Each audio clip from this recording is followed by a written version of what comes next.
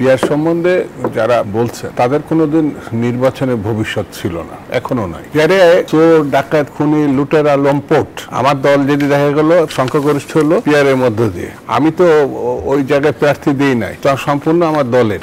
আমি যাকে দিব সে তো পার্লামেন্টে যাবে, তার আগ পর্যন্ত সে জানবে না। ওই যে 51% ভোট না পেলে কিন্তু এই প্রচলিত ধারা আপনি সংখ্যাগরিষ্ঠ না, 151 না হলে কিন্তু আপনি সরকার গঠন করতে পারবেন না। এটা নীতিগতভাবেই পদ্ধতিটা এমন, আপনার কাউন্ট হলো 51 একজনের, 49 কাউন্ট হয়েছে, ঠিক আছে? তো দেখা গেল যে কেউই সংখ্যাগরিষ্ঠতা পাবে না। এটা সকাল বিকালে সরকার পরিবর্তন, সংবিধানে তো হাতই দিতে পারবে না। আমি তো ওই কর্মসূচিতে আমি বলি নাই, মানুষ সেই জন্য আমার ভোট দিচ্ছে। আর যারা বলেছে তারা যদি যেতে, সব কারণে এটা তাদের কাছে গুরুত্বপূর্ণ। অন্য কর্মসূচি আমি কেন আমাকে বাস্তবায়ন করতে হবে? সংসদ ভাই, পিয়ারের বিষয়টা একটু বিএনপি কিভাবে দেখছে? প্রথমত পিয়ার আমাদের পদ্ধতিতে 100 বছরের নির্বাচন ব্যবস্থাপনায় এটা কখনো ছিল না, এমনকি গণঅভ্যুত্থানের আগ মুহূর্ত পর্যন্ত ছিল না।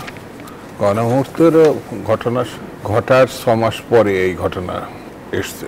তো পিয়ার সম্বন্ধে যারা বলছেন তাদের কোনোদিন নির্বাচনে ভবিষ্যৎ ছিল না, এখনো নাই। প্রচলিত ধারায় 100 বছরের রাজনৈতিক দল হিসাবে যারা কাজ করেছে তারা 2 থেকে 3-এর উপরে যেতে পারে নাই এককভাবে। আর অন্যগুলো তো নির্বাচনে গেছে, কোনো সময় সেই ধরনের উল্লেখযোগ্য ভোট, উল্লেখযোগ্য সমর্থন এগুলো তারা কখনো পায় নাই। তাদের বিবেচনায় তারা রাজনীতি করছে, তাদের প্রতি আমার সম্মান আছে, শ্রদ্ধা আছে। তারা এই কর্মসূচিটা যদি গ্রহণযোগ্য করতে পারে, ভবিষ্যতে তারা যখন সরকার গঠন করবে তখন তো এটা নিশ্চিতভাবেই তারা সেই ব্যবস্থা নিয়ে আসবে।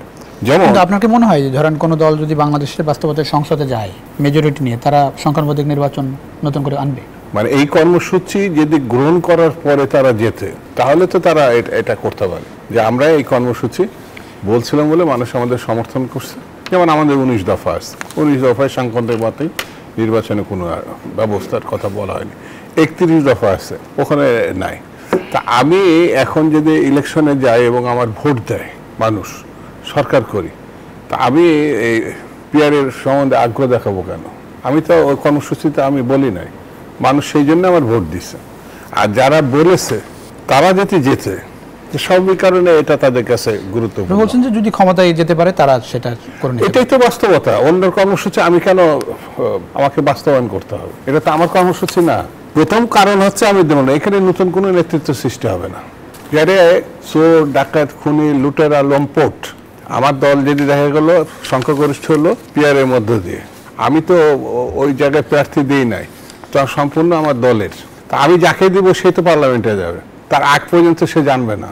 এখানে আপনার একটা লক্ষণীয় ব্যাপার, এই পদ্ধতিতে একজন আলেম, ওলেমা, বিজ্ঞানী, একটা অধ্যাপক, একজন ডাক্তার, এটা কিন্তু সে তার এলাকায় একটা গিয়ে ভোটে দাঁড়ালো, মানুষ তাকে চিনে, মানুষ তাকে জানে, মনে করলো যে এদেরকে আসার দরকার, এর দল শক্তিশালী না হলেও এর আসার দরকার, এটা খুব প্রয়োজন, সে কিন্তু আসতে পারে। কিন্তু এই বিবেচনায় একটা অনিশ্চিত ভবিষ্যৎ। 2 হচ্ছে স্বতন্ত্র। অনেক মানুষ আছে কোনো রাজনৈতিক দল করে না, কিন্তু সমাজের বিশিষ্ট ব্যক্তিত্ব, তারা এই স্বতন্ত্রে আসতে পারে। 2 নম্বর হচ্ছে এটা এতটাই অনিশ্চয়তাপূর্ণ, ওই যে 51% ভোট না পেলে কিন্তু এই প্রচলিত ধারা আপনি সংখ্যাগরিষ্ঠ না, 151 না হলে কিন্তু আপনি সরকার গঠন করতে পারবেন না। অন্যের উপর ডিপেন্ডেন্ট হয়ে যেতে হবে, 2-3 দল মিলিয়ে অবশ্যই তখন ফ্রন্ট করতে হবে। আর এটা নীতিগতভাবেই পদ্ধতিটা এমন, আপনার কাউন্ট হলো 51 একজনের, 49 কাউন্ট হয়েছে, ঠিক আছে? তো দেখা গেল যে কেউই সংখ্যাগরিষ্ঠতা পাবে না, যেটা নেপালে হয়েছে। এটা সকাল বিকালে সরকার পরিবর্তন, সংবিধানে তো হাতই দিতে পারবে না, উন্নয়ন ডেভেলপমেন্টও দিতে পারে না।